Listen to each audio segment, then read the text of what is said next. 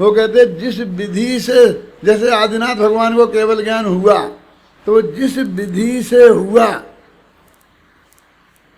अब हम वो विधि लगा लेते हैं कि नहीं ऐसे बैठे ये किया वो किया, फिर किसी को खड़े खड़े हो जाता है तो कहते ये क्या हो गया, वो विधि तो बिगड़ गई।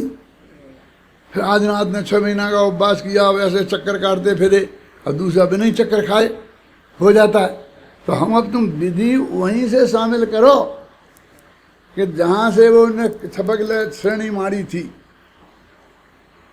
क्या वो एक एक समय का जो परिणाम था, बिल्कुल जहाँ से बिल्कुल एक सा होता है, जहाँ अनिवृत्तिकरण होता है, जहाँ अपूर्वकरण होता है, बिल्कुल सब जितने जीव बैठे सबका एक सा होता है।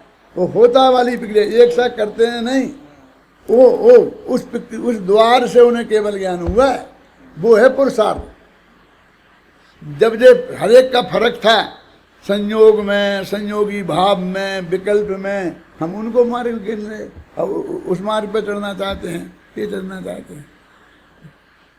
बहुत डंके की चोट कह रहा हूँ, निमित्त को कहीं भी कोई स्थान नहीं है जैन धर्म में, मोक्ष मार्ग में। यदि कोई है तो एकमात्र देशनालब्धि को स्थान है, क्योंकि ये नियम है कि कर्ण लब्धि देशनालब्धि के बिना होगी नहीं। और देशनालब्धि में गुरु का उपदेश, माने अरहंत का उपदेश, देवशास्त्र गुरु कर मान लो, जो भी है ना, ज्ञानी धर्मात्मा से लेके अरहंत भगवान तक, ये इनकी जो उपदेश है, और चाहे वो लिखित हो चाहे वो मौखिक हो, चाहे वे खुद सुना रहे हों और चाहे उनके शिष्य सुना रहे हों, शिष्य के शिष्य सुना रहे हों, शिष्य के शिष्य सुना रहे हों, और चाहे वो लिखित रूप में आ गया हो तो वो सुनने पढ़ा जा रहा हो, वो इतनी चीज, बस इसका ये स्वाध्याय जिसे अपन नाम देते हैं, बस इतना ही निमित्त का स्थान है, इतना ही निमित्त का जो कुछ भी है। यदि इसलिए तेरे को कुछ करने का विकल्प है, यदि तुझे करना है, तो एकमात्र स्वाध्याय को छोड़कर निमित्त के रूप में और कोई धर्म नहीं है, सब कहने के हैं।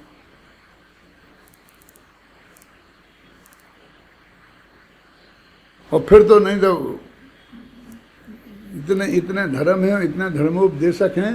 गुरुदेव श्री तो ऐसा फरमाते थे कि वो जो श्राद्ध के दिन होते हैं ना, तो सुबह 5 बजे वो आता है जमादार, और वो कहता धर्म करो धर्म करो, तो धर्म का उपदेशक वो भी है। क्यों? इतने धर्म के उपदेशक हैं, धर्म करो धर्म करो, कि उसे दे दो कुछ, वो धर्म हो जाएगा बस, ये धर्म करो है उसका।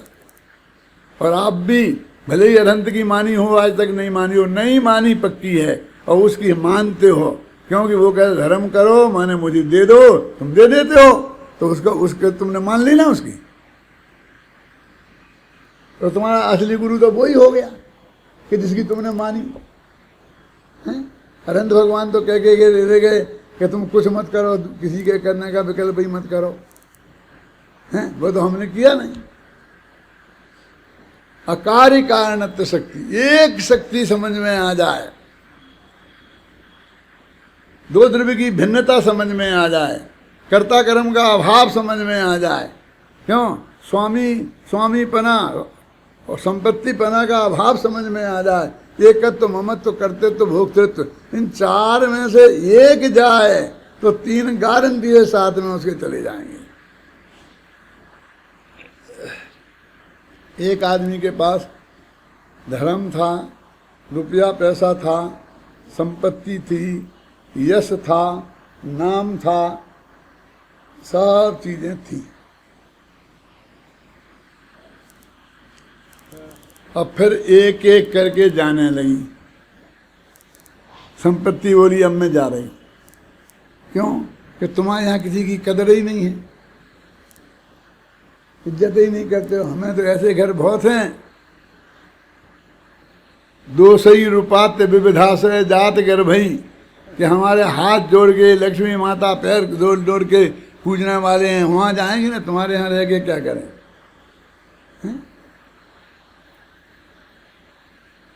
कहता और फिर जब तक तुम धर्म को रखोगे हम नहीं रहेंगे तुम्हारे यहाँ। तुमने जाओ, तुम्हें जाना है तो जाओ, हम कुछ नहीं कर सकते, हम धर्म नहीं छोड़ सकते। फिर यश ने कहा अब हम भी जाते हैं। ऐसे करके एक एक करके सब निकल गए। फिर अंत में धर्म ने कहा कि भैया सब चले गए तो मैं भी जाता हूं। कि तुम कैसे जाओगे, तुम्हारे पीछे तो मैंने सबको तलाक दिया है, तब सबका तलाक मैंने मंजूर तुम्हारे लिए किया था। क्या समझना? मैं तुम्हें नहीं जाने दूंगा, तुम नहीं जाने दोगे तो नहीं जाएंगे। बेचारा रुक गया। एक एक करके सब लौट के आ गए। लक्ष्मी देवी आ गई, यश कीर्ति आ गई, सब आ गए। कि क्यों, तुम क्यों आ गए? कि तुम ये नहीं जाएंगे तो हम कैसे जाएंगे?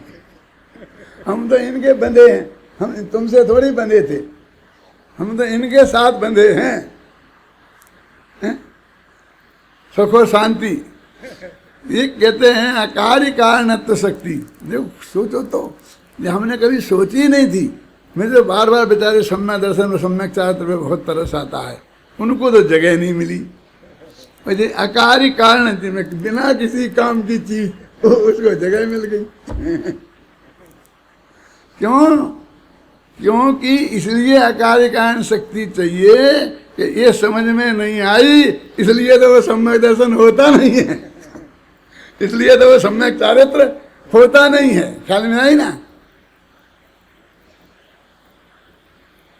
ये समझने की चीज तो ये है, वो तो होने की चीज है, हो जाएगी।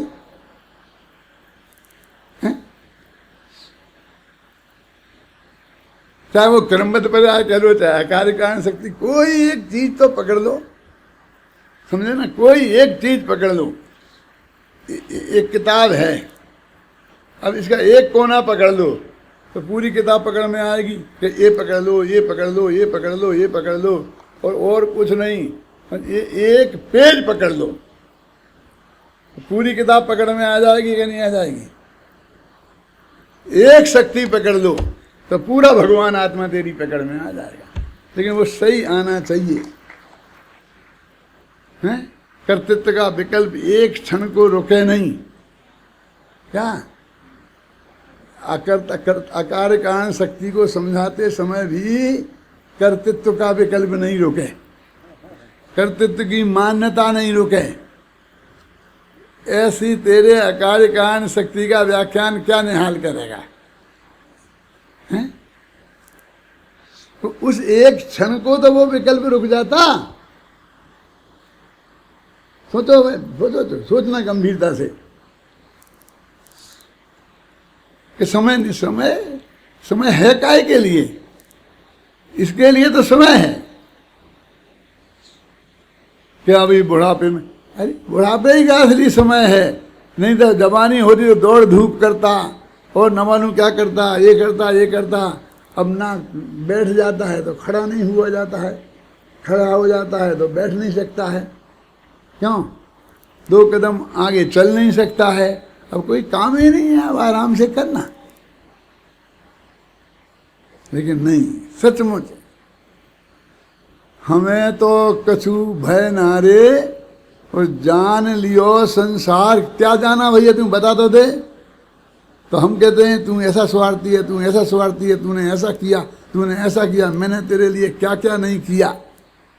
ये हर माताएं याद दिलाती हैं कि तू अब तुझे गीले में सुलाया, उसमें गीले में सोई, तुझे सूखे में सुलाया। अब वो जमाना ही निकल गया, अब कोई माँ गीले में नहीं सोती है। क्यों? अब आगे आगे वाली माँ क्या करेंगी, क्या बताएंगी उन बेटों को?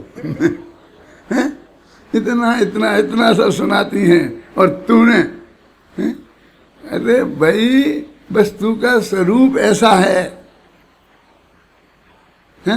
देखो, जो हो तब जा द्वार सो हुई है, तरी है कछु नाही। उसमें रंच मात्र भी टलेगा नहीं। कछु, कछु माने क्या है? बोल बोल विवेक, कछु माने क्या है बता? लिखा ना, कुछ नहीं टरेगा। सकरचंद जी, कुछ माने क्या है यहां? जाकरी, ये जाकरी वाला नहीं टलेगा।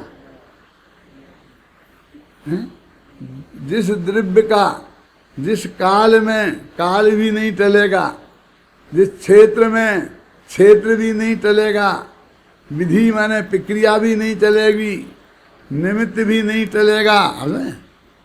जा करी जा का जा ही समय में, और जो हो तब जो होना है वो भी नहीं टलेगा, और जिस द्वार जिस विधि से होना है वो विधि भी नहीं टलेगी।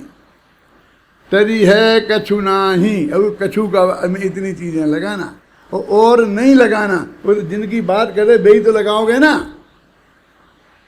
अपन जब कछु को अर्थ लगाते हैं तो कुछ भी कह लेते हैं, किताब भी नहीं टलेगी, तू भी नहीं टलेगा, ये भी नहीं टलेगा। अरे ये कहाँ है? वहां जिनकी वो बात क्या है उनकी बात करना। बोलो हम छोड़ देते ना निखिलेश, फटाफट कुछ का अर्थ कुछ, कुछ का अर्थ कुछ, ऐसा नहीं।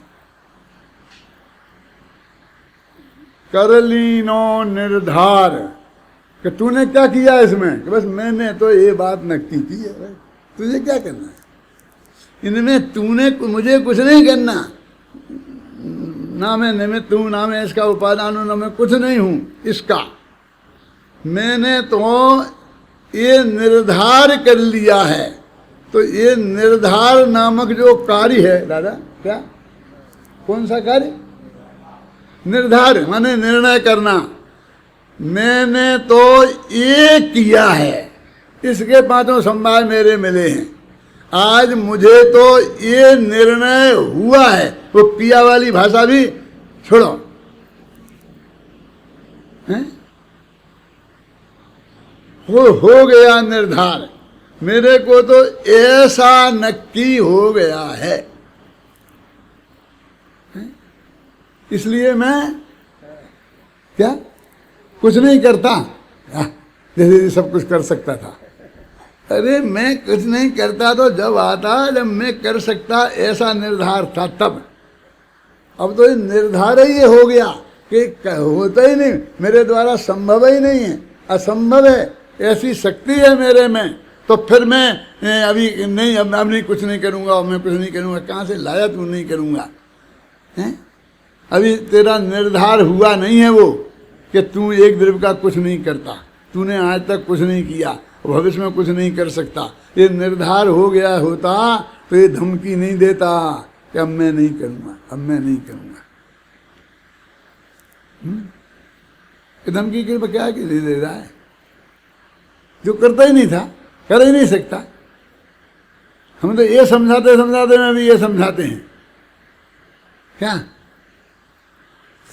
वो मैंने कहा वो नॉन तेल बेचने वाले बनिए बेचारे, साधारण ये पंडित कोई 5-5 साल पढ़ के शास्त्री नहीं हुए थे, कहीं की डिग्रियां नहीं लाए थे वो, हैं? बहुत ईमानदारी से धंधा व्यापार करके। आप जानते हैं जिन छठा लगे वर्ष तुम मना रहे हो, दौलत राम जी, नाम तो सुना है ना? मालूम वो क्या करते थे? वो महिलाओं की जो साड़ियाँ हैं ये छापते थे। माने पहले के ज़माने में ऐसे कपड़े, रंगीन कपड़े नहीं बन जाते थे सीधे, कपड़ा तो सफ़ेद ही बनता था।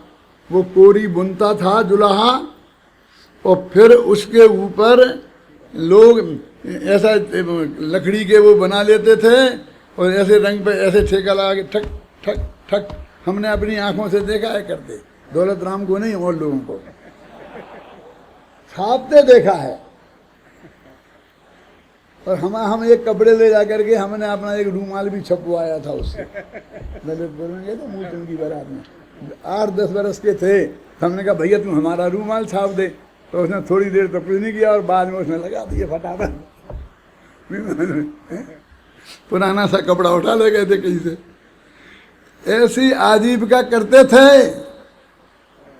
और ऐसा शास्त्र रख लेते थे और गाथाएं पढ़ते रहते थे, रटते रहते थे और ये सब करते रहते थे।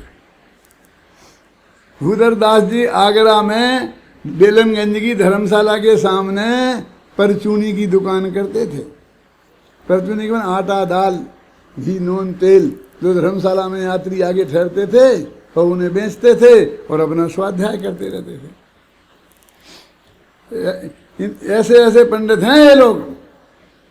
बनारसी दास ने तो अपनी पूरी कहानी ही लिख दी है, कैसे भाग घूम घूम के व्यापार करते थे, उधार लेके कचौड़ियां खाते थे। 400 वर्ष पुरानी है ये कचौड़ी।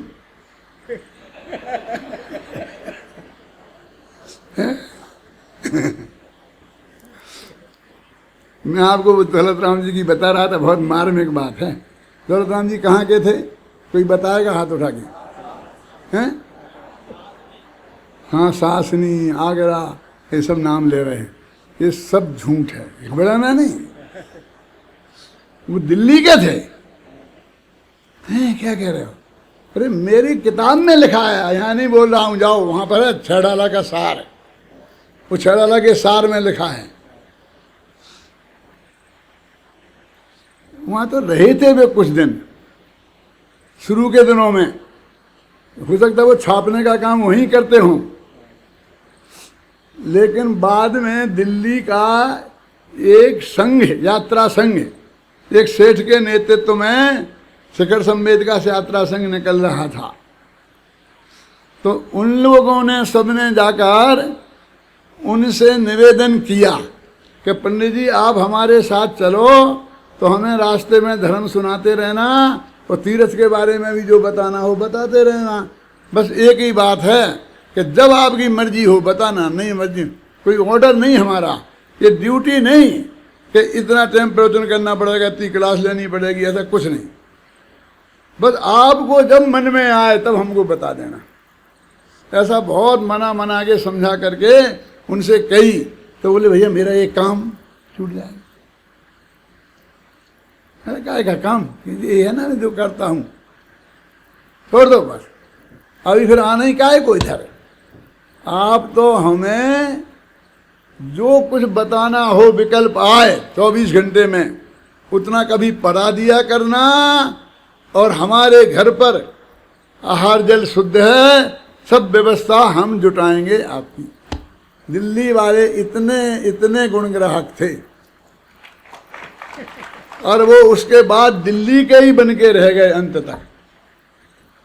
जब वो सूरजमल बिहार के मंदिर में एक विधान हुआ था और मैं विधान कराने आया था, तो छेड़ाला पर मैंने प्रवचन किए थे, वो 7 व्याख्यान हुए थे, उन्हीं की वो किताब छपी है।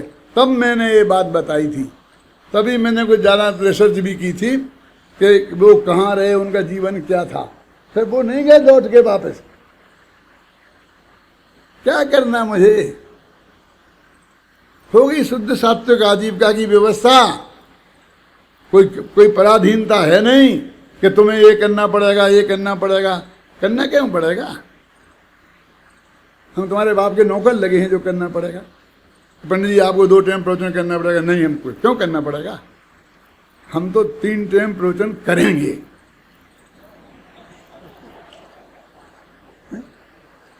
ये करना पड़ेगा कहाँ से लाए तुम?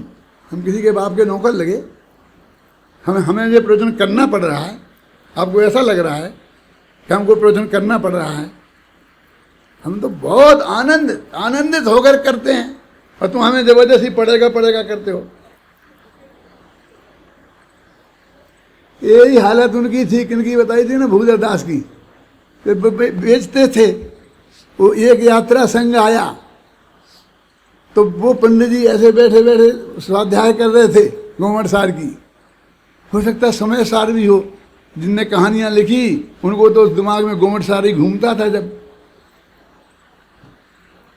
तो उन्होंने कहा तो स्वाध्याय कर रहे, तो किसी ने चर्चा करी, प्रश्न किया, तो उन्होंने जवाब दिए, तो धीरे धीरे मालूम पड़ा तो बहुत बड़े विद्वान हैं। तो उन सब लोगों ने कहा प्रवचन करो, तो उन्होंने प्रवचन किया।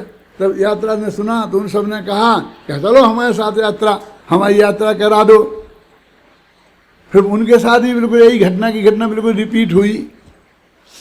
तो उन्होंने कहा मेरी ये दुकान, तो उन्होंने कहा बेच दो, क्या करना है फिर, यहाँ लौट के यहाँ के यहीं आओगे,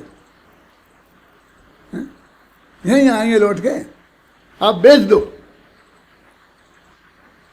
तो उनने कही कि भाई मैं कैसे बेच दूं? तो लोगों ने कहा हम खरीद लेंगे, चलती दुकान है, कौन नहीं खरीदते हैं। तो कहा तुम बताओ कितना का माल है। तो पंडित जी बैठे, तौला, एक इतना आटा था 2 किलो, तो ये इतने पैसे का हुआ, जी इतने पैसे का हुआ। तो उन्होंने बताया 2 रुपये 25 पैसे जो भी हुआ होगा, ऐसा हिसाब बता दिया कि इतने का माल है। तो सामने वाले ने उतने पैसा उन्हें दे दिए और कहा मैं लेके चल दिए। फिर लोग आ गए, नहीं पंडित जी हम नहीं जाने देंगे आपको। कहने भैया वे ले जा रहे हैं, वहाँ तत्व चर्चा होगी 24 घंटा। अब ये छपाई मपाई का काम बंद हो जाएगा, क्या करना मेरे को? ये मैं ये परचूनी की दुकान में क्यों करूं? तो वे बहुत मनाने लगे। तो उनने एक दोहा लिखा है, क्या है? बेभूदर उड़ गए ये भूदर जब तुमरे होते तब तुम्हें पूछी नाही। क्या? जब भूदर तुमरे हते तब तुम्हें पूछी नाही। बेभूदर अब उड़ गए ते भूदर ये नहीं। क्या? जब तुम्हारे थे तब तो तुम बातें नहीं करते थे, हैं? और अब जा रहे हैं तो मना रहे हो। अब बेभूदर तो उड़ गए, ते भूदर बेभूदर नहीं आएंगे। अब जो तुम्हारे रोके रुक जाएं। हम भी अपने बड़ौदा स्वामी गांव छोड़ के जब आने लगे तो अपने बाप दादों का मकान 900 रुपये हमें बेचने लगे। तो हमारे पिताजी बोले भैया नहीं बेचने, हम नहीं बेचने देंगे। क्यों? नहीं तुम तो हमारे साथ चल रहे हो ना। सही घटना बता रहा हूँ, बगल में गवाह बैठे हैं। नहीं तुम तो हमारे साथ चल रहे हो ना, फिर तुम क्या करो इस मकान का? नहीं भैया यदि अपन वहाँ से नहीं जम पाए और लौट के आना पड़े तो फिर कहाँ रहेंगे? वो जमाने के लोग बहुत समझदार होते थे। वो हमारा गांव ऐसा गांव था ना जिसमें स्कूल था, ना जिसमें थाना था, ना जिसमें पुलिस था, ना डाकखाना था, कुछ नहीं था, बस गांव ही गांव था। तो मैंने उस वक्त कहा था, मुझे याद है पक्का, कि सन जब 20 साल के थे हम तब की बात है, शादी हुए 1 साल हुआ था। मैंने कहा कक्का यदि उसे नहीं जम पाए तो यही गांव मिलेगा लौट के आने को। हिंदुस्तान में 700 गांव है, किसी भी गांव में, इसमें कौन से लाल पड़े हैं? इसमें क्या है ऐसा है कि जो लौट के यहाँ आएंगे? इसमें है क्या ऐसा? फिर किसी गांव में चले जाएंगे नहीं जमेंगे तो। इसलिए छोड़ो इस विकल्प को। मैं आपको विकल्प मेरे को आता है, सारे देश वालों से कहना चाहता हूँ एक बहुत मार्मिक बात। अब हंसने की बात नहीं है। दिल्ली वालों ने हमसे कहा घबराना नहीं है, कहना कोई विद्वान दे दो, कोई विद्वान दे दो, विद्वान दे दो। मैंने अपने पोते के साथ पढ़ने वाला एक छोकरा जो शास्त्री पहले उसका सबसे 5 साल एक साथ एक किताबों में पढ़ा था, दिन ना रात वो मेरे पोते के साथ मेरे घर में भी आके बैठता था। मैंने कहा बेटा तू चला जा, ये विवेक है ना, इसको मैंने भेजा यहाँ। मैं बहुत ज़्यादा लंबी कहानी नहीं सुनाऊंगा। तो मैं तो शास्त्र सुनाने भेजा था, बच्चों को पढ़ाने भेजा था, इनने इनको और तो लोहा बनाना सिखा दिया, उस धंधे में लगा दिया। बोले पंडित जी उसे तो हमने लगा दिया ठिकाने, और 2-4 पंडित ने तो भेज। अरे हम बनाए और तुम ये तत्व ज्ञान के प्रचार प्रसार के इस काम के लिए भेजा है, ये काम कराओ इनसे। मैं सच बोलता हूँ, हृदय की बात बोलता हूँ। भगवत भंडारी मेरे पास आए, बोले मैंने यहाँ पर एक विमल की एजेंसी ली है, 50,000 रुपये महीने की दुकान जोहरी बाजार में ली है। तो मैं वहाँ पर 5-7 आदमी चाहिए, तो आप 5-7 अपने विद्यार्थी दे दो, तो मैं उनको सेल्समैन लगा दूँ। मैंने कहा उन्हें नौकरी की समस्या नहीं है, हमने इसलिए तैयार नहीं कराया, वो तो जैन समाज में विद्वान नहीं है, इसलिए हमने इतनी मेहनत करी है आत्मा के कल्याण और समाज के कल्याण के लिए। फिर मैं आपके विद्यार्थियों को काम से लगा रहा हूँ और आप मेरे मैंने कहा तुमने एक विद्यार्थी को मेरे को लगाया तो मैं सबसे नंबर 1 शत्रु तुम्हें मानूंगा। मैंने भभूतमल पाठ आज भी जिंदा है, जाके पूछ लेना। क्यों? मैं बना बना के तैयार करूं, इस आग में से निकालूं इन्हें और तुम उसी में झोंक दो, ऐसा नहीं चलेगा। मैं तो उस विद्यार्थी से खुश हूं कि जिसने अपना जीवन इस तत्व ज्ञान के प्रचार प्रसार में और आत्मा के कल्याण में लगा दिया। किस धंधे में कौन कहाँ लग गया उसमें मुझे कोई रस नहीं है। इतनी जो होती है ना सभ्यता, सभ्यता के नाते आगे कहते हैं कि दादा वहाँ है, मुझे 1.5 लाख रुपया महीना मिल रहा, हाँ बेटा बहुत अच्छा, क्या देता हूँ, ऐसा नहीं, वो कुछ दम नहीं है उसमें। क्या धर्मेंद्र, समझे ना?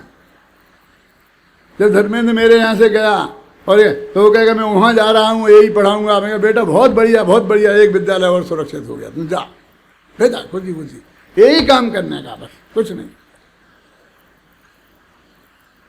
तो फिर भी होते जा रहा है, हो जाएंगे हम, और बनाते जाएंगे हैं? जितने डॉक्टर बनाते हैं सभी डॉक्टरी थोड़ी करते हैं, यहाँ वहाँ भी फंस जाते हैं। अब ऐसे कुछ फंस जाएंगे, 10-5 पंडित फंस जाएंगे, हम क्या करेंगे? रोक तो सकते नहीं हैं हम, लेकिन हमारी भावना नहीं है ये। हमारी भावना तो ये है कि वे आत्मा का कल्याण करें। और ये कितनी मर्म की बातें हैं, ये कितनी कीमती चीज़ें हैं, ये कितनी ऊंची पढ़ाई है। इसे छोड़ के कहाँ जाना चाहते? 5 साल पढ़ करके कहाँ जाना चाहते हो? ये शांति जय पाटिल हमारे प्रिंसिपल, ये भी कहने लगे दादा मेरी भी नौकरी लग गई वहाँ, मैं जा रहा हूँ। मैं कहाँ जा रहे? राजस्थान के बॉर्डर पे, पाकिस्तान के, वहाँ जाओगे? थोड़ा बहुत समझाया, नहीं दादा नहीं, जाओ हटो यहाँ से, जाओ जहाँ जाना हो जाओ। ये अमृत चंद को पढ़ाना छोड़कर, ऐसे अमृत जैसी जगह छोड़कर चारों तरफ के बीच में, अरे 32 साल बाद तुम्हारे शिष्य चारों तरफ दिखाई देंगे कि मैंने शांति पाटिल से पढ़ा, मैंने शांति पाटिल से पढ़ा। वो निधि जो तुम कमाओगे कोई माई का लाल कमाएगा? मुझे बताओ। जाना हो जाओ, मेरे से बात मत करो। चल शाम को आ गया कि दादा मैं नहीं जा रहा हूँ। ठीक है खुश रहो। सच बोलता हूँ, ऐसा ना आज की नहीं, ये 20 साल 10 साल 15 साल पुरानी घटनाएं हैं। कुछ सुना रहा हूँ, कुछ सुना नहीं रहा हूँ, मेरे दिमाग में सब घूमती हैं क्या। लेकिन ऐसी कॉमन भी इसलिए नहीं सुनाता हूँ किसी के राग द्वेष के से, इसलिए सुनाता हूँ कि कम से कम मेरी सच्ची भावना मेरे विद्यार्थी समझें। एक गुरुदेव के तत्व ज्ञान को जन जन तक पहुँचाने का काम अक्षुण्ण रूप से चालू रहे, इस वजह से सुनाता हूँ। ना तो अपने मान को पोषण के लिए, ना किसी का अपमान करने के लिए, सिर्फ इतनी भावना है कि इनमें और 2-4 को यदि ऐसी अंदर से आ जाए भावना तो अच्छा, थोड़ा काम बढ़िया होगा, नहीं तो गाड़ी तो चल ही रही है।